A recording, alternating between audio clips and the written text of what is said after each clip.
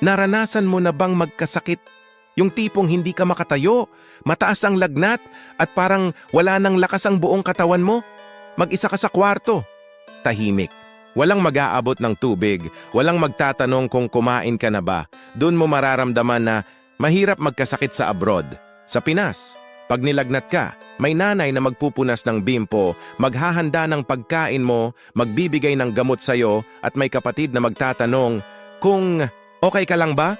Pero dito sa abroad, kahit nanginginig ka na sa lamig, ikaw pa rin ang gagawa ng paraan. Ikaw ang babangon, ikaw ang magluluto, kung kaya pa. Papasok pa din sa trabaho, kahit may sakit. Kasi pag di ka pumasok, baka makat salary ka pa. Pag walang sahod, walang padala.